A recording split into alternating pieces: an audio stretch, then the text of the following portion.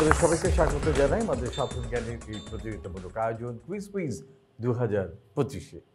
বাংলাদেশের এই কুইজ প্রতিযোগিতায় বিভিন্ন স্কুল আমাদের সাথে অংশ নিয়েছেন প্রথম রাউন্ডে যারা সবচাইতে বেশি স্কোর করেছেন তাদের মধ্যে থেকে সেরা দুটো স্কুল আজ আমাদের সেকেন্ড রাউন্ডে উত্তীর্ণ হয়ে লড়ছেন মুখোমুখি। তারা কারা? চলুন শুরুতে তাদের সাথে আপনাদের পরিচয় করিয়ে দিই। মোহাম্মদ তাহসিন হোসেন তাবিব, নবম শ্রেণী, government laboratory high school, Dhaka. Hitesham Ahmad Soman, নবম শ্রেণী, government laboratory high school, Dhaka. Ruwaid Mehran Shayan, দশম শ্রেণী, ঢাকা রেসিডেন্সিয়াল মডেল কলেজ। উৎস ব্যাপারী বাঁধন, দশম শ্রেণী, ঢাকা রেসিডেন্সিয়াল মডেল কলেজ। একদিকে গভর্নমেন্ট ল্যাবরেটরি হাই স্কুল, আরেকদিকে ঢাকা রেসিডেন্সিয়াল মডেল কলেজ। বাংলাদেশের সবচেয়ে প্রখ্যাত দুটো স্কুল আজ মুখোমুখি লড়াই করবে। আমাদের আজকের অনুষ্ঠানের যে নিয়ম সেটা আপনারা আগে ভাগেই জানেন, তারপরেও সবার সুবিধার জন্য বলে রাখি। আমরা দুটি ভাগে ভাগ করেছি আমাদের বিষয়কে। একটি হচ্ছে বিষয়ভিত্তিক রাউন্ড, একটি কুইক কুইজ রাউন্ড। বিষয়ভিত্তিক রাউন্ডে আমরা 6টি বিষয় থেকে প্রশ্ন করি এবং সেগুলো হচ্ছে বাংলাদেশ, খেলাধুলা, সাহিত্য, সংস্কৃতি, প্রযুক্তি, বিজ্ঞান, ভূগোল, সাম্প্রতিক বিশ্ব এবং ইতিহাস থেকে। আর আমাদের আরেকটি যেটি বিষয় থাকে সেটি হচ্ছে quick quiz round. Quick quiz রাউন্ডে আমরা যেটা করি যে 1 মিনিট সময়ের মধ্যে আমরা 10টা প্রশ্ন করি এবং প্রতিটি সঠিক উত্তরের জন্য থাকে 5 নম্বর। বিষয়ভিত্তিক রাউন্ডের বেলায় যেটা হয় সেটা হচ্ছে প্রতিটি সঠিক উত্তরের জন্য থাকে 10 নম্বর, ভুল হলে জরিমানা হয় 5 নম্বর। আর আমাদের এখানে বাজার সিস্টেম, সেটা অবশ্য বিষয়ভিত্তিক রাউন্ডের জন্য। যারা আগে বাজার প্রেস করবেন তারা সুযোগ পাবেন আগে উত্তর দেবার। কুইক কুইজ রাউন্ডে বাজার প্রেস করার কোনো বিষয় থাকছে না। তো এই হচ্ছে আমাদের অনুষ্ঠানের নিয়ম। তো শুরু করি আমাদের আজকের মূল আয়োজন। শুরুতেই বিষয়ভিত্তিক রাউন্ড এবং বিষয় হচ্ছে বাংলাদেশ। বাংলাদেশ থেকে প্রথম প্রশ্ন আসছে। পর্দায় দেখতে পাচ্ছি একটি ঔষধ পার্কের ছবি। দেশের ওষুধ শিল্পের কাঁচামাল নিয়ে অ্যাক্টিভ ফার্মাসিউটিক্যাল ইনগ্রেডিয়েন্ট বা এপিআই যেটিকে বলা হয় সেটা দেশেই যেন উৎপাদন করা যায় এবং সেটার মাধ্যমে যেন ওষুধ উৎপাদন করা যায়, খরচ কমানো যায় এবং ঔষধ শিল্পের প্রসার ঘটানো যায়, সেজন্যে 200 একর জমির উপরে শিল্প স্থাপনের জন্য বরাদ্দ দেওয়া হয়েছে এবং একটি শিল্প পার্ক, ঔষধ শিল্প পার্ক গড়ে তোলা হয়েছে। এই পার্কটি দেশের ওষুধ শিল্পের জন্য অত্যন্ত গুরুত্বপূর্ণ, কারণ এটি ওষুধ শিল্পের জন্য প্রয়োজনীয় যে কাঁচামাল তার 90% আমদানি নির্ভরতা কমাতে সাহায্য করে এবং বিশ্বের উন্নত দেশের বাজারেও আমাদের দেশের ঔষধ এখন যাচ্ছে। এটা করা যেন সুবিধা হয় সেই জন্যে এই ঔষধ পার্কটি গড়া হয়েছে। প্রশ্ন হচ্ছে বাংলাদেশের প্রথম এবং এখন পর্যন্ত একমাত্র ঔষধ শিল্প পার্কটি কোন এলাকায় অবস্থিত এবং সেখানে ওই এলাকায় আরও বেশ কিছু পার্কও গড়ে উঠেছে, ইন্ডাস্ট্রিয়াল পার্ক গড়ে উঠেছে, বিশেষ করে আইসিটি হাইটেক পার্ক সেখানে রয়েছে। ইয়েস, সবার আগে বাজার প্রেস করছেন government laboratory high school, Kaliakair, Gazipur. Kaliakair, Gazipur, Dhaka residential model college, not sure. Government lab, দেখা যাক। আপনারা বলেছেন কালিয়াকৈর, গাজীপুর, সঠিক কিনা আমাদের কম্পিউটার কি বলে। কম্পিউটার বলছে যে এই ঔষধ পার্কটি গড়ে উঠেছে যে এলাকায়, সে এলাকাটির নাম হচ্ছে মুন্সিগঞ্জের গজারিয়া। মুন্সিগঞ্জের গজারিয়া উপজেলা, ঢাকা চট্টগ্রাম মহাসড়কের পাশে বাউশিয়া এলাকায় এই শিল্প পার্কটি অবস্থিত। এবং আমরা যদি বাংলাদেশে এখন বর্তমানে ওষুধ শিল্পের বাজার দেখি তাহলে 13,000 কোটি টাকার উপরে অভ্যন্তরীণ ওষুধ শিল্পের বাজার এবং আন্তর্জাতিক বাজারে আমরা 650 কোটি টাকারও বেশি ঔষধ রপ্তানি করি এবং ওষুধ রপ্তানির ক্ষেত্রে এবং প্রবৃদ্ধির হার হচ্ছে 9%-এরও বেশি। এবং বাংলাদেশে এখন এই মুহূর্তে 850 ছোট বড় ঔষধ কারখানা আছে এবং 269টি অ্যালোপ্যাথিক ঔষধ প্রস্তুতকারী রয়েছে বেসরকারি পর্যায়ে, যারা দেশের 98% ঔষধের চাহিদা পূরণ করছে। সেই সাথে 160টি দেশে বাংলাদেশের ঔষধ রপ্তানি করা হচ্ছে।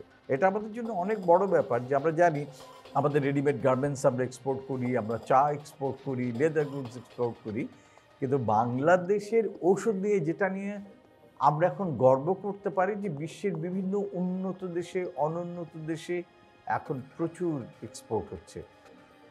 গুণে মানে বাংলাদেশের তৈরি ঔষধ এখন এত বিখ্যাত, এত সবাই পছন্দ করছে যে প্রতি বছর এই ঔষধ রপ্তানির হার বেড়েই চলেছে। দুঃখিত গভর্নমেন্ট ল্যাবরেটরি, শুরুতে একটু ভুল হয়ে গেল, জরিমানা হয়ে গেল 5। চলে যাই আমাদের পরে প্রশ্নের বাংলাদেশ বিভাগ থেকে, দেখে নিই কী থাকছে। আমাদের পরে প্রশ্ন হচ্ছে পরিবেশকে কেন্দ্র করে বাংলাদেশ জুড়ে প্রায় সব নদী ধীরে ধীরে দূষিত হয়ে পড়ছে, ফলে নদীর পানির গুণগত মান নষ্ট হচ্ছে, জলজ জীববৈচিত্র্য হুমকির মুখে পড়ছে এবং পানিবাহিত রোগের প্রকোপ বাড়ছে। ফলে মানুষের স্বাস্থ্যের ক্ষতি হচ্ছে এবং নদীগুলিও ধীরে ধীরে নাব্যতা হারিয়ে ভরাট হয়ে যাচ্ছে। প্রশ্ন হচ্ছে যে বাংলাদেশের এই যে নদী দূষণ, এর পেছনে কোন কোন কারণগুলো দায়ী, কে বলবেন? সবার আগে বাজার প্রেস করছি গভর্নমেন্ট ল্যাবরেটরি হাই স্কুল। আচ্ছা, পানি দূষণের প্রধানত কারণগুলো বলতে গেলে প্রধান দুটি কারণ। প্রধান কারণ হচ্ছে আমাদের বিভিন্ন ফ্যাক্টরিতে যে দ্রব্য ময়লা আছে সেগুলা সরাসরি নিষ্কাশনের মাধ্যমে নদীতে মিশ্রিত হচ্ছে। এর ফলে নদীগুলো দূষিত হচ্ছে, আমাদের নদীর পানি নষ্ট হচ্ছে। আর দ্বিতীয় যে কারণ সেটা হচ্ছে আমরা যে রাসায়নিক সার ব্যবহার করি, সেটা যখন আমরা মাটিতে ব্যবহার করি তখন বৃষ্টির পানির মাধ্যমে সেই সারের এই খারাপ জিনিসগুলো সেগুলো পানিতে মিশতেছে, ফলে সেখানে পানি দূষণটা হচ্ছে। রাইট। আর কোনো কিছু? আমি প্রথমত দুটি কারণে দিচ্ছি। এই প্রথম দুটি কারণে দিচ্ছেন। আচ্ছা, এবার যেতে চাই এই পাশে ঢাকা রেসিডেন্সিয়াল মডেল কলেজ, তারও বাজার প্রেস করেছেন। মূলত নদীর পানি দূষণের মূল কারণটি হচ্ছে কলকারখানার বর্জ্য। এছাড়া আমাদের হচ্ছে পয় নিষ্কাশন ব্যবস্থা, গৃহস্থালির যে পয় নিষ্কাশন ব্যবস্থা, এটা যথাযথভাবে কাঠামোগত উন্নয়ন সম্ভব হয়নি, ফলে দিন শেষে সেগুলো নদীর পানিতে গিয়ে মিশছে। এছাড়াও আরেকটি কারণ আছে, সেটি হচ্ছে অ্যাসিড বৃষ্টি। কারণ এই সকল যে হচ্ছে অম্লীয় পানি, এটা যখন নদীর পানির সাথে মিশছে, নদীর যে জীববৈচিত্র্য সেটি নষ্ট হচ্ছে। এগুলোই মূলত নদী দূষণের কারণ। দুদলই চমৎকার করে বলেছেন যে নদী দূষণের পেছনে কারণগুলো মূলত কি। দেখি আমাদের কম্পিউটার কি বলে, তাদের সাথে সহমত পোষণ করেন কি না। আমাদের কম্পিউটার বলছেন বজ্র, যেটি আমাদের বিভিন্ন শিল্প রয়েছে, বিশেষ করে বস্ত্র শিল্পে যে রং আমরা ব্যবহার করি, ইলেকট্রোপ্লেটিক রং, ব্যাটারি উৎপাদনকারী শিল্প, এই সমস্ত কারখানা থেকে বিভিন্ন রকম রাসায়নিক বর্জ্য এবং ভারী ধাতু একেবারে নদীতে ফেলে দেওয়া হয়। আমরা ছবিতে দেখতে পাচ্ছি যে একটি বস্ত্র কারখানা, টেক্সটাইল মিলের যে রং ব্যবহার করা হয়েছে, সে রংটি সরাসরি নদীতে ফেলে দেওয়া হচ্ছে এবং এটি অত্যন্ত ক্ষতিকর, এটা বিষ। আমরা এখন এত প্লাস্টিক ব্যবহার করি এবং এগুলি সবের কিছুর আলটিমেট গন্তব্য হচ্ছে গিয়ে নদী। তো তার ফলে যেখানে সেখানে প্লাস্টিক চলে যাচ্ছে, আমাদের পানি প্রবাহ থেমে যাচ্ছে, ফলে নদী ভরাট হয়ে যাচ্ছে। আবার অনেক সময় দেখা যায় যে সমস্ত গবাদি পশু মরে যাচ্ছে, হাঁস, মুরগি, গরু, এগুলোকেও সরাসরি নদীতে ফেলে দেওয়া হচ্ছে। ফলে বিবিধ কারণে আমাদের নদীর দূষণের হার অনেক বেড়ে যাচ্ছে। ভেরি ওয়েল ডান, দুদলই চমৎকার বলেছেন এবং দুদলই দিয়েছেন সঠিক উত্তর 10 নম্বর। Very well done, very very well done. চলে যাই আমাদের পরের বিষয়। আমাদের পরের বিষয়টি হচ্ছে ইতিহাস। ইতিহাস থেকে প্রথম প্রশ্ন আসছে, পর্দায় দেখতে পাচ্ছি আন্তর্জাতিক বেশ কিছু নেতৃবৃন্দকে। 1939 সালে আমরা জানি যে দ্বিতীয় বিশ্বযুদ্ধ শুরু হয়েছিল এবং এই যুদ্ধে দুটি পক্ষ ছিল। এক পক্ষে ছিল অক্ষ শক্তি, এক্সিস পাওয়ার, এবং আরেক দিকে ছিল মিত্র শক্তি, অ্যালাইজ। এবং এই অক্ষ শক্তি এবং মিত্র শক্তি, এই দুই শক্তির মধ্যে লড়াই হয়েছিল এবং মানব ইতিহাসে সবচেয়ে ভয়াবহ যুদ্ধ ছিল এই দ্বিতীয় বিশ্বযুদ্ধ। প্রশ্ন হচ্ছে যে অক্ষ শক্তি, এক্সিস পাওয়ারের পক্ষে কারা ছিল আর অ্যালাইজ মিত্র শক্তির পক্ষে কোন কোন দেশ ছিল? অক্ষ শক্তিতে কারা ছিলেন, অ্যালাইজে কারা কারা ছিলেন? খুব সহজ, এটা পড়া। Yes, Dhaka residential Germany, Germany, Japan, তারপর হচ্ছে হাঙ্গেরি, তুরস্ক, এইসব এগুলো ছিল হচ্ছে অক্ষ শক্তিতে। এবং মিত্র শক্তিতে ছিল যুক্তরাজ্য, যুক্তরাষ্ট্র এবং সোভিয়েত ইউনিয়ন। মূলত এই তিনটি দেশ ছিল, পাশাপাশি চীনও ছিল হচ্ছে মিত্র শক্তিতে। ওকে, অলরাইট। দেখে নিই আমাদের কম্পিউটার কি বলছে। আমাদের কম্পিউটারের কাছে যাই। আমাদের কম্পিউটার বলছে অক্ষ শক্তির পক্ষে ছিল জার্মানি, ইটালি, জাপান, এবং মিত্র শক্তির পক্ষে প্রধান দেশ ছিল ফ্রান্স, গ্রেট ব্রিটেন, যুক্তরাষ্ট্র, সোভিয়েত ইউনিয়ন এবং চীন। Dhaka residential absolutely right answer, very well ডান, ক্লাস 10। দ্বিতীয় বিশ্বযুদ্ধের এই দুই পক্ষ মিলে তাদের ভয়াবহ যুদ্ধের শুরু করে এবং পোল্যান্ডে আক্রমণের মধ্যে দিয়ে এই যুদ্ধের শুরু হয়েছিল। অস্ট্রিয়া পোল্যান্ড আক্রান্ত হয়েছিল এবং পরবর্তীতে জাপান এই অক্ষশক্তির একটি বড় শক্তি ছিল। পরবর্তীতে মিত্র শক্তিতে জয় করে মার্কিন যুক্তরাষ্ট্র। সেটা পার্ল হারবারে আক্রান্ত হবার পর তারা যুদ্ধে যোগ দেয়, তার আগে তারা যুদ্ধে যোগ দিতে চায়। অলরাইট, ভেরি ওয়েল ডান, রেসিডেন্সিয়াল পেয়ে গেলেন 10 নম্বর। চলে যাই পরের প্রশ্নে, দেখি কি আছে আমাদের জন্য। বার্লিন ওয়াল। বার্লিন প্রাচীর ছিল একটি কংক্রিট বেষ্টনী যা 1961 সাল থেকে 1989 সাল পর্যন্ত পূর্ব এবং পশ্চিম জার্মানিকে আলাদা করে রেখেছিল। এটি প্রায় 155 কিলোমিটার দীর্ঘ প্রাচীর ছিল যা বার্লিন শহরকে বিভক্ত করেছিল। এই প্রাচীরটি সে সময়কার যে স্নায়ুযুদ্ধ সেটি প্রতীক হয়ে ওঠে এবং 1999 সালের 9 নভেম্বর জার্মানির শান্তিপূর্ণ বিপ্লবের সময় এই বার্লিন প্রাচীর ভেঙে ফেলা হয়। প্রশ্ন হচ্ছে যে এই বার্লিন প্রাচীর গড়ে তোলা হলো কেন, কারণটা কি? সবার আগে বাজার প্রেস করেছেন আবারও Dhaka residential model. West Germany এবং ইস্ট জার্মানিকে আলাদা করে রাখার জন্য বার্লিন ওয়ালটা তৈরি করা হয়। হ্যাঁ, আমরা তো বলিয়েছি যে দুই জার্মানিকে পৃথক হ্যাঁ। করার জন্য, কিন্তু মূল কারণটা কি? দ্বিতীয় বিশ্বযুদ্ধে জার্মানি যেহেতু পরাজিত শক্তি ছিল, মিত্র শক্তির যুক্তরাষ্ট্র এবং রাশিয়া জার্মানিকে দুভাগে ভাগ করে না। একটা ছিল কমিউনিস্ট জার্মানি এবং আরেকটা ছিল হচ্ছে ক্যাপিটালিস্ট জার্মানি। Right. এই দুইটা ভাগকে ভাগ করার জন্য বার্লিন ওয়াল তৈরি করা হয় এবং এর একটি অংশ সোভিয়েত ইউনিয়ন শাসন করতো এবং আরেকটি অংশ হচ্ছে ক্যাপিটালিস্ট মাধ্যমে হচ্ছে যুক্তরাষ্ট্রের যে শাসন ব্যবস্থা সেটি প্রচলিত ছিল। মূলত এই কারণেই হচ্ছে বার্লিন প্রাচীর তৈরি করা হয়। আর একটা মূল কারণ ছিল, মূল কারণটি বলেনি, এটা কেবলমাত্র বিভাজনের জন্য নয়। তারা জানতেন যে কোন পার্টটা হচ্ছে কমিউনিজমের পক্ষে, কোন পার্টটা ক্যাপিটালিস্টের। মূল কারণ আরেকটা ছিল, যে কারণে তারা প্রাচীরটা দিতে বাধ্য হলেন। কমিউনিস্ট পার্টির যারা ছিল তারা হচ্ছে অনেক ক্ষেত্রে ক্যাপিটালিস্ট পার্টে চলে আসতে চাইতো চাকরির জন্য, পুঁজিবাদী ব্যবস্থায় নিজের কর্মসংস্থানের সুযোগ বৃদ্ধি করার জন্য। এই আসা যাওয়াটাকে বন্ধ করার জন্য মূলত প্রাচীরটা গড়ে তোলা হয়েছে। দেখি কম্পিউটারকে বলছে, কম্পিউটার বলছে হচ্ছে মূলত এইটা করা হয়েছিল পূর্ব জার্মানি থেকে বিপুল সংখ্যক নাগরিক পশ্চিম জার্মানিতে চলে যাচ্ছিল, কারণ তখন পূর্ব বার্লিনে থাকা, খাওয়া এবং কাজের সুযোগ অনেক কম ছিল, কিন্তু সেই সুযোগটা অনেক বেশি ছিল পশ্চিম বার্লিনে। ফলে লোকে একটু ভালো থাকার আশায়, একটু ভালো খাবারের আশায় তারা রাতের অন্ধকারে পাড়ি দিয়ে চলে যেত পশ্চিম বার্লিনে। সো ওইটাকে ঠেকানোর জন্যে তারা প্রাচীর গড়লেন এবং ওইখানে আর্মি মোতায়েন করতেন। তো যারাই উঠে অন্ধকারের মধ্যে সিঁড়ি দিয়ে কোনোভাবে করে পালানোর চেষ্টা করলো তাদেরকে গুলি করে মারত। তো তারপরেও দেখা যেত যে অসংখ্য মানুষ প্রতিদিন এই বার্লিন প্রাচীর পার হয়ে ওপারে গিয়ে পশ্চিম বার্লিনে চলে যেত। সো সেই ঘটনা নিয়ন্ত্রণ করার জন্য 1961 সালে 13 অগাস্ট এই বার্লিন প্রাচীর নির্মাণ করা হয়। এবং আপনি ঠিকই বলেছেন যে পূর্ব জার্মানি এবং পশ্চিম জার্মানি অক্ষশক্তি এবং মিত্রশক্তি তারা এটা আলাদা করে দেয় এবং দুটো পুরো ভিন্ন মতাদর্শ ছিল। পূর্ব জার্মানি ছিল হচ্ছে কমিউনিজম, সমাজতন্ত্র, এবং পশ্চিম বার্লিন ছিল পুঁজিবাদী যে তত্ত্ব বা যে মতবাদ তাতে তারা বিশ্বাসী ছিল। ভেরি ওয়েল ডান। আবারও 10 নম্বর ঢাকা রেসিডেন্সিয়ালের জন্য। আর এর সাথে শেষ হলো আমাদের ইতিহাস বিভাগ থেকে দুটি প্রশ্ন। চলে যাই পরের বিষয়ে, বিজ্ঞান ও প্রযুক্তি। প্রথম প্রশ্ন বিজ্ঞান ও প্রযুক্তি থেকে আসছে, পর্দায় প্রযুক্তি নিয়ে প্রশ্ন। কম্পিউটারের সকল গাণিতিক, যৌক্তিক এবং নিয়ন্ত্রণমূলক কাজ সম্পাদনকারী এই যন্ত্রাংশটি ছাড়া কম্পিউটার অচল।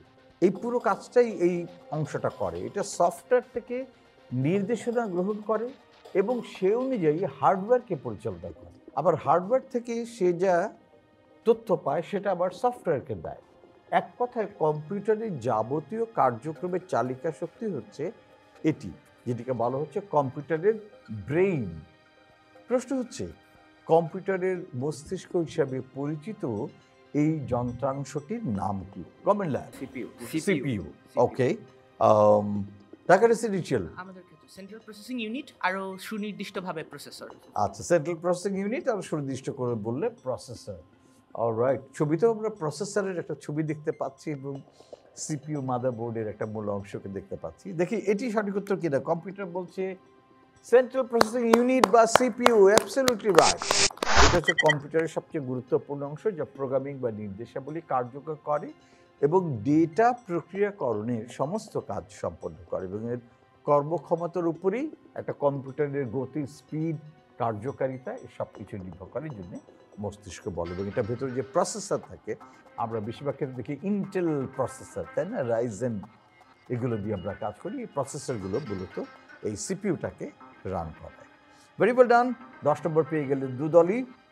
দেখে নিই এর পরের জবাবটা কে দিতে পারেন। আমরা যখন দেশের বাইরে থেকে কেউ আমাদেরকে ফোন করতে চায় তাকে যেটা করতে হয় যে আমাদের নাম্বার ধরা যাক যে 0170000, কিন্তু তাকে আগে দিতে হয় প্লাস, তারপর দিতে হয় 88, এটা দেওয়ার পরে তারপরে আমাদের নাম্বারটা দিতে হয়, দেন আমাদেরকে কারেক্ট করতে পারে। কিন্তু প্রশ্ন হচ্ছে এই প্লাস 880টা কেন দিতে হয়, এই কোডটা কি কারণে দিতে হয়, কে ব্যাখ্যা করে বলতে পারবে? Government lab, yes. আচ্ছা, আসলে এই যে নাম্বারটা এটাকে কান্ট্রি কোড বলে। বাংলাদেশের কান্ট্রি কোড যেমন 880, যেমন প্রত্যেকটা দেশে আলাদা আলাদা কান্ট্রি কোড থাকে। যেমন আমরা এই কান্ট্রি কোডগুলোকে দিয়ে যে মোবাইলের যে নেটওয়ার্কটা বা তথ্যটা আদান প্রদান ওটাকে ডিস্টিংগুইশ করা হয়, এই জন্য এই কান্ট্রি কোডটা বসানো হয়। ওকে, কান্ট্রিটাকে নির্দিষ্ট করে যে এই দেশে তথ্যটা প্রদান হচ্ছে। আচ্ছা, এই দেশে আমার কাছে ফোনটা যাবে, তাই জি। তো, ওটা আইডেন্টিফাই করার জি। জন্য।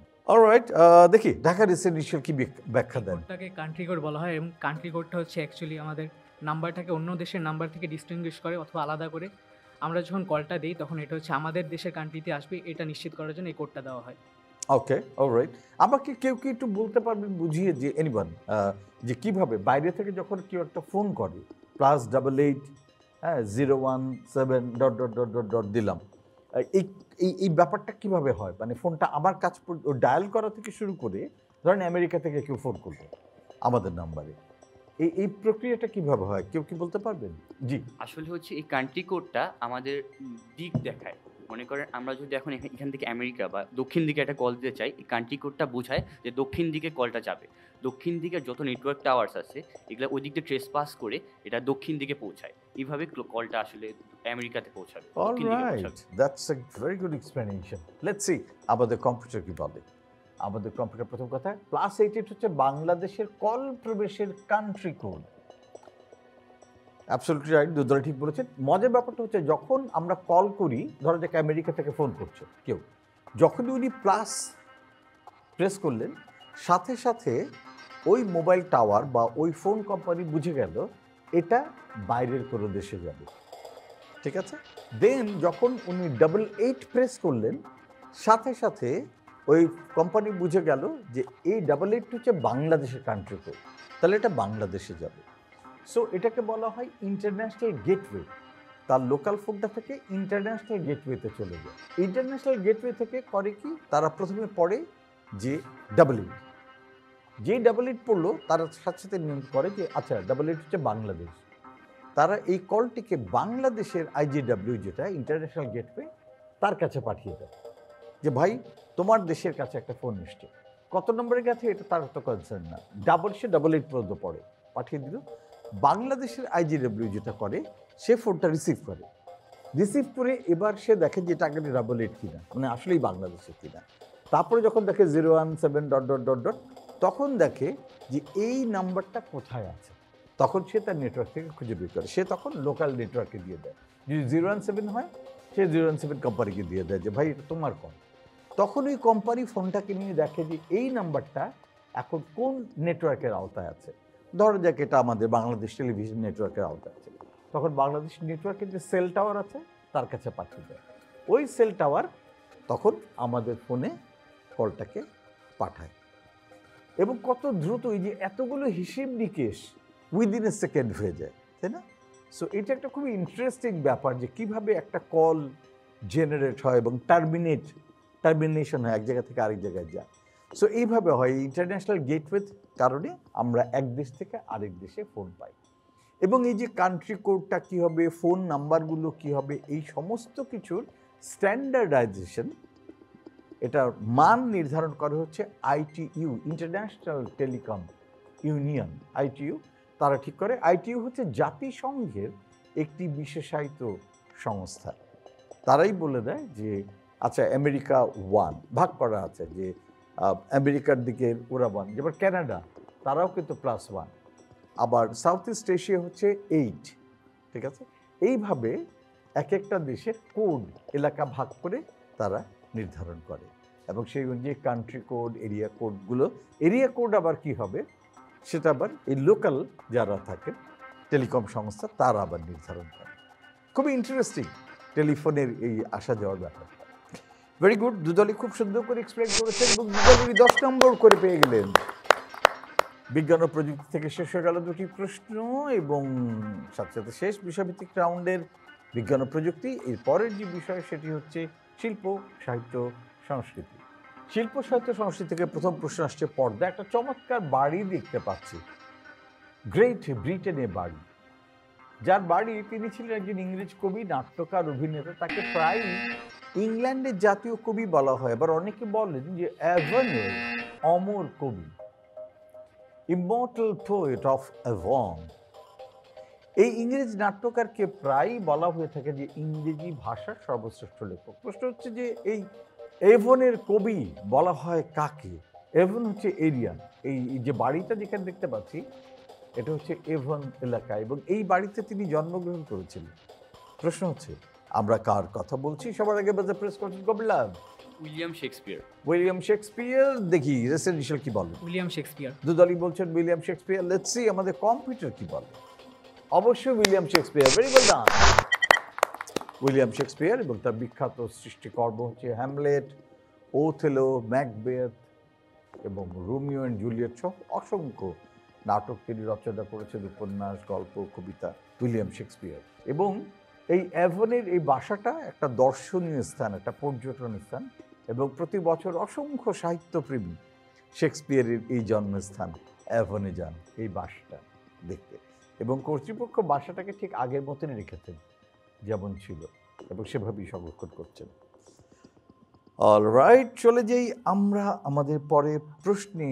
দেখি শিল্প, সাহিত্য, সংস্কৃতি পরের প্রশ্নে কারা সঠিক উত্তর দিতে পারেন। পরের প্রশ্ন আসছে পর্দায় একটি নাটকের সেট দেখতে পাচ্ছি, মঞ্চ নাটক। 1952 সালে ভাষা আন্দোলনের পটভূমিতে ঢাকা কেন্দ্রীয় কারাগারে বন্দী থাকা অবস্থায় একজন প্রখ্যাত বাংলাদেশি নাট্যকার ভাষা শহীদদের স্মরণে এই কালজয়ী নাটকটি রচনা করেন। নাটকটি 1953 সালে প্রথম মঞ্চস্থ হয়, এবং এটি হয়ে ওঠে প্রতিরোধের এক শক্তিশালী প্রতীক। প্রশ্ন হচ্ছে বাংলা সাহিত্যে এই প্রখ্যাত নাটকটির নাম কি? দুদলই একসঙ্গে বাজার প্রেস করছে, দুদলই জানেন। সবার আগে বাজার প্রেস করছে ঢাকার রেসিডেন্সিয়াল। কবর। কবর কার লেখা? মনির মনির চৌধুরী। চৌধুরী। অলরাইট, দেখি আমাদের রেসিডেন্সিয়ালের পরে গভর্নমেন্ট ল্যাব কি বলেন। কবর। কবর কার লেখা? মুনির চৌধুরী। মনির চৌধুরী। শিওর জি। এটাই উত্তর? আচ্ছা, উত্তর সঠিক হলে 10 নম্বর, ভুল হলে জরিমানা 5। দেখা যাক কি হয়, এবং এটি অবশ্যই কবর। ভেরি ওয়েল ডান।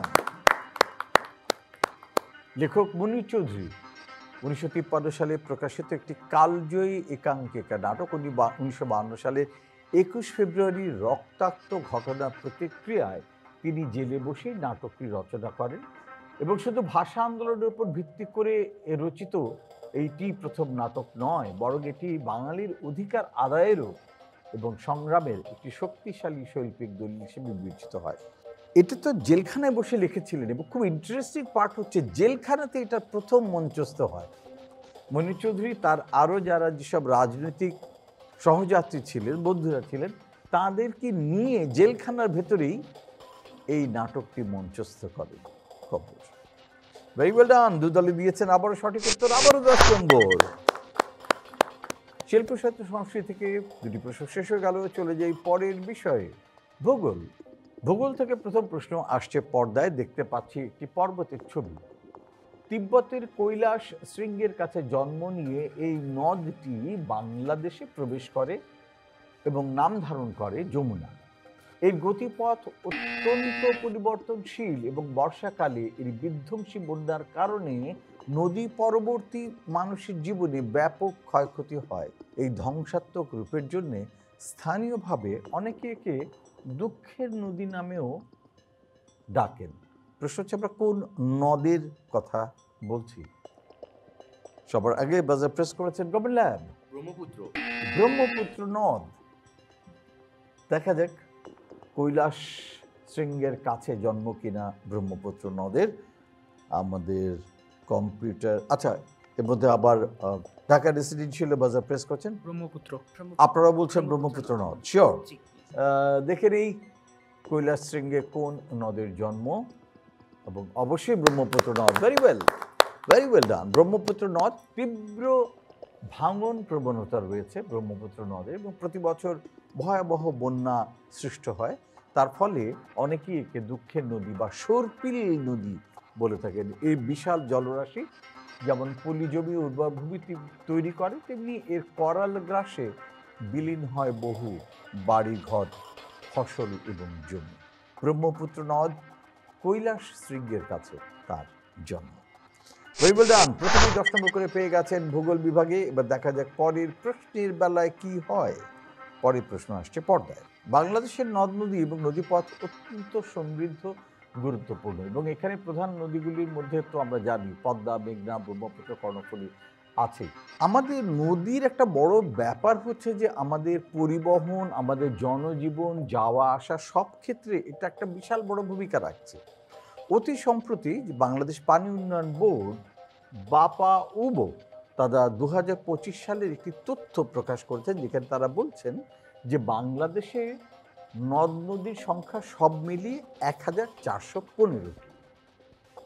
ছোট্ট একটা দেশ, কিন্তু নদ নদীর সংখ্যা 1415, এবং এই 1415টি নদী দিয়েই নৌকা, কোনো কোনো ক্ষেত্রে ট্রলার, কোনো কোনো ক্ষেত্রে জাহাজ চলাচল করতে পারে। কিন্তু নৌকা চলাচল করতে পারে, মানুষ এক জায়গা থেকে আরেক জায়গায় যাতায়াত করতে পারে। প্রশ্ন হচ্ছে এই যে আমাদের যত নদী, নদ নদী, শাখা নদী সব রয়েছে, সবগুলো মিলিয়ে এটা দৈর্ঘ্য কত কিলোমিটার? দু দলের কেউই বাজার প্রেস করছেন না। আমাদের এই 1415টি নদ নদী সবগুলোর দৈর্ঘ্য যোগ করলে পরে টোটালটা মিলিয়ে কত কিলোমিটার হবে? আমরা কোনো দিলে এগিয়ে আসছেন না, দেখলে আমাদের কম্পিউটার কাছে, দেখি কম্পিউটার কি বলে। কম্পিউটার বলছে এটি হচ্ছে প্রায় 24,000 কিলোমিটার। তো একটা বিশাল বড় ব্যাপার। তার মানে আমরা যদি সড়কের বদলে অনেক বেশি নৌপথকে আমরা যথাযথভাবে ব্যবহার করতে পারতাম, তাহলে আমাদের যাতায়াতের খরচের যেমন অনেক সাশ্রয় হতো, তেমনি নিরাপদেও আমরা বাড়ি পৌঁছাতে পারতাম। আর এর মধ্যে যেটা নৌ পরিবহনযোগ্য জায়গা, যেটা বড় নৌকা যাওয়া আসা করতে পারে, পণ্য পরিবহন করতে পারে, এ ধরনের যে পথ রয়েছে সেটা হচ্ছে 5865 কিলোমিটার। বাকি যেগুলো সেগুলো এত সরু, আবার দেখা যায় শুকিয়ে যায়, সেখান দিয়ে আসলে পণ্য আনা নেওয়া করা যায় না বা যাত্রী পরিবহন করা যায় না। সো এই 24,000-এর মধ্যে 5865 কিলোমিটার নৌ পরিবহন করা যায়, সেটা বর্ষাকালে। আবার শীতকালে আরও কমে যায়, পানি কমে আসে, তখন 3865 কিলোমিটার এই দৈর্ঘ্যের মধ্যে আমাদের নৌ পরিবহন এবং যাত্রী পরিবহন করা সম্ভব হয়। অলরাইট, ভূগোল বিভাগ থেকে শেষ হয়ে গেল প্রশ্ন। চলে যাই আমাদের শেষ বিষয়ে। আমাদের শেষ বিষয়টি হচ্ছে খেলাধুলা। খেলাধুলা থেকে প্রথম প্রশ্ন আসছে পর্দায়। দেখতে পাচ্ছি এক ভদ্রলোক একটা ঝুড়ি ধরে আছেন, আরেক ভদ্রমহিলা একটা বল সেই ঝুড়ির মধ্যে ফেলছেন। 1891 সালের শীতকালে ম্যাসাচুসেটসের একটি কলেজের শিক্ষার্থীর জন্য ক্লাসের ভেতরে বা ছোট জায়গার মধ্যে খেলার উপযোগী এবং কম সংঘর্ষপূর্ণ একটা নতুন খেলা তৈরির দায়িত্ব দেওয়া হয় এক কানাডিয়ান আমেরিকান শারীরিক শিক্ষাবিদ জেমস নাইসমিথকে। তিনি একটা মজার খেলা আবিষ্কার করেন, সেটা হচ্ছে তিনি পিচ ফলের ঝুড়ি, পিচ তোলার জন্য পিচ রাখা হতো, ওরকম একটা ঝুড়ির মধ্যে দুটো ঝুড়ি নিলেন এবং একটা ফুটবল নিলেন, এবং এই দুটো পিচের ঝুড়ি ফুটবল ব্যবহার করে তিনি একটা খেলার শুরু করলেন। এবং আজ বিশ্বের সেটা অন্যতম জনপ্রিয় খেলা। বিশেষ করে আমেরিকার লোক তো পাগল এই খেলার জন্য। প্রশ্ন হচ্ছে যে এই দুটো ঝুড়ি আর একটা ফুটবল দিয়ে কোন খেলার আবিষ্কার হয়েছিল 1891 সালে? দুদলই বাজার প্রেস করেছেন সবার আগে। কবেলা? বাস্কেটবল। আচ্ছা, বাস্কেট আছে বলে বাস্কেটবল না, আসলে বাস্কেটবলের যে খেলাটার নিয়ম যে বল থেকে বাস্কেটে ফেলতে লাগে, এটার জন্যই এটা যদি বাস্কেটবল। আচ্ছা, দেখা যাক এটা বাস্কেটবল কিনা। এদিকে রেসিডেন্সিয়াল মডেলও আছে। বাস্কেটবল। আপনারা বলছেন বাস্কেটবল, দুদালি বলছেন বাস্কেটবল। দেখে নিন আমাদের কম্পিউটার কি বলে, বাস্কেটবল নাকি অন্য কোনো কিছু বলে। আমাদের কম্পিউটার বলছে এটি হচ্ছে বাস্কেটবল। ভেরি ওয়েল ডান।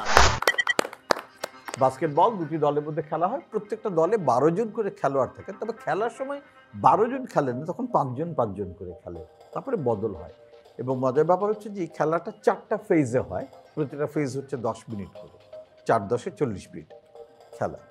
এবং ভেরি ইন্টারেস্টিং খেলা। আমরা জানি যে আমেরিকার NBA সেটার জন্য লোকজন পাগল থাকে এবং যারা NBA সুপারস্টার বিলিয়ন ডলারের মালিক হয়ে যান। এই যে খেলাটা শুরু হয়েছিল একটা দায়িত্ব থেকে একটা খেলার জন্ম, এবং সেই খেলা আজ কি দারুণ জনপ্রিয়। অলরাইট, চলে যাই আমরা পরের প্রশ্নে, দেখি কি আছে। এবারে প্রশ্ন হচ্ছে দাবা নিয়ে। কিশোরটির নাম হচ্ছে ফাউন্তিনো ওরো, তার বয়স 11 বছর। ফাউন্তিনো ওরো দাবায় অমিত প্রতিভাবান হওয়ায় অনেকে তাকে চেস মেসি নামে ডাকে। মেসি যেমন ফুটবলের জাদুকর, এই ফাউন্তিনো ওরোকে বলা হয় সেও দাবার জাদুকর। এই জন্য তার নাম হচ্ছে চেস মেসি, মানে দাবার মেসি। মেসির নামের সঙ্গে মিলিয়ে তাকে কেউ চেসিও বলেন। মেসি চেসি, চেস থেকে চেসি। তো ওরই দাবার ইতিহাসে অনূর্ধ্ব 12 বছর বয়সী প্রথম খেলোয়াড় যার রেটিং 2500-এরও ওপরে। প্রশ্ন হচ্ছে ফাউন্তিনো ওরো কোন দেশের নাগরিক? প্রশ্নের মধ্যে ক্লু আছে, রেসিডেন্সিয়াল। আচ্ছা, দেখা যাক। দুদলকে মোটামুটি আমি উদ্বুদ্ধ করতে পেরেছি বাজার প্রেস করার জন্য। এখন ভুল করে কিনা এটি হচ্ছে দেখার বিষয়। +10 না -5? আগে উত্তর শুনি। Comilla? Argentina. Argentina. Argentina. Argentina. Alright, যা চেয়েছিলাম ঠিক তাই হয়েছে। দুদলকে আমি পুশ করে আর্জেন্টিনা বলতে চেয়েছিলাম, কারণ মেসির নাম আছে এবং দুদলই ভেবেছে যেহেতু মেসির নাম তাহলে আর্জেন্টিনাই হবে। অলরাইট, দুদলই ভুল। 5 নম্বর জরিমানা হচ্ছে না, আসলেই আর্জেন্টিনার। আর্জেন্টিনার খেলোয়াড় এই ফাউন্তিনো ওরো, যার জন্য তাকে মেসির সাথে, আর্জেন্টিনিয়ান বলেই মেসির সাথে তাকে তুলনা করা হয়। তাকে বলা হয় দাবার মেসি, আবার সংক্ষেপে বলা হয় চেসি। দারুণ খেলছে এই। এবং ওই অতি সম্প্রতি অক্টোবরে মাদ্রিদে অনুষ্ঠিত লেজেন্ডস অ্যান্ড প্রডিজিজ টুর্নামেন্টে অপরাজিত 9 খেলায় 7.5 পয়েন্ট পেয়ে চ্যাম্পিয়ন হয়েছে নিজের বয়সের ক্যাটাগরিতে এবং বিশ্ব রেকর্ড গড়েছে এই ওরো। গ্র্যান্ড মাস্টার হওয়ার জন্য আর 1.5 পয়েন্ট মাত্র বাকি। প্রথম নর্মটি পেয়ে গেছে ওরো, এবং আর 3টা নর্ম দরকার, তাহলেই তার হয়ে যাবে। এবং অক্টোবর তালিকায় তার GM rating, grand master rating হচ্ছে 2509, এবং আশা করা যাচ্ছে খুব শীঘ্রই আমাদের এই ফাউন্তিনো ওরো চেসি খুব জলদি গ্র্যান্ড মাস্টার হয়ে যাবে এবং সর্বকনিষ্ঠ গ্র্যান্ড মাস্টার হবে ফাউন্তিনো ওরো। ভেরি ওয়েল ডান। আবারও দুদল পেয়ে গেছেন 10 নম্বর করে। এর সাথে সাথেই শেষ হয়ে গেল আমাদের বিষয়ভিত্তিক রাউন্ড থেকে প্রশ্ন। এরপরে যে বিষয় সেটি হচ্ছে ঝটপট প্রশ্ন, চটপট উত্তর, কুইক কুইজ। 1 মিনিট সময়ের মধ্যে আমরা করব 10টি প্রশ্ন, প্রতিটি সঠিক উত্তরের জন্য থাকবে 5 নম্বর। ভুল হলে কোনো নম্বর আমরা কাটবো না। আর সুযোগ প্রথমে থাকছে রেসিডেন্সিয়ালের জন্য। রেসিডেন্সিয়াল 1 মিনিট সময় আসছে আপনাদের জন্য। তৈরি? আপনাদের 1 মিনিট সময় শুরু হচ্ছে এখন। SMS এর পূর্ণরূপ কি? Short message service. বিশ্বের সর্বোচ্চ জলপ্রপাত? নায়াগ্রা। নায়াগ্রা। ভারতের মুদ্রার নাম? রুপি। রুপি। আল্পস পর্বতমালা কয়টি দেশে বিস্তৃত? আল্পস। পাস।